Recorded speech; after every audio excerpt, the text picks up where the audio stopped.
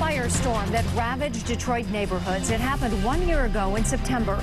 Tonight, how families in the line of fire are coping with that disaster. It is really hard to forget the devastating images created when high winds whipped down power lines and triggered a series of massive fires in the city. The flames destroyed dozens of homes. 85 fires ignited in just 4 hours. Families were forced to find new homes. Some people blame DTE, saying crews were slow to respond to downed wires that caused more fires.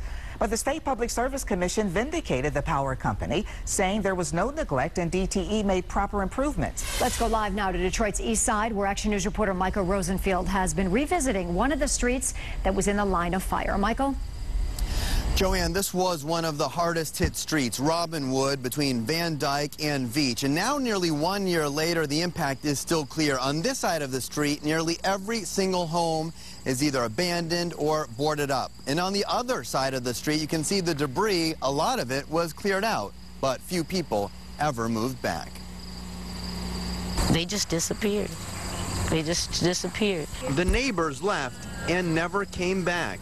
Most of the homes here on Robinwood were destroyed almost 1 year ago. It's sad because you don't have your neighbors. You don't have the communication with the other citizens. It's lonely. Valeria McKinstry Austin clearly remembers that horrifying September day when her neighborhood burned down.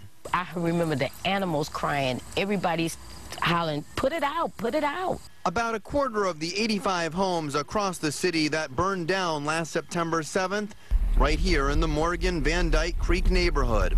On Hollywood Street, many of the homes are still gutted or crumbling. At first, Austin says there was some hope. The city cleaned up a lot of the debris. They came and cleaned it up. I mean, tore it down and cleaned it up right quick, okay?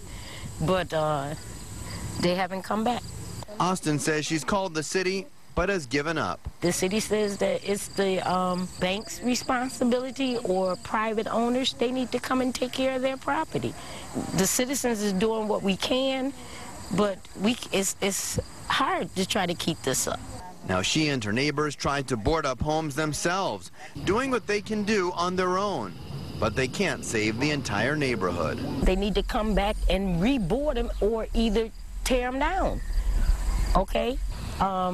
They're open. They have boarded. They're unsafe for the children. School's getting ready to start. We don't need this. So now, nearly 1 year later, some of these people who have stayed say they feel abandoned and forgotten about. We called the city today to find out if there's some sort of rehab effort that will continue to kind of clean up the neighborhood once again. We have not yet heard back. Live on the east side, Michael Rosenfield, Channel 7 Action News.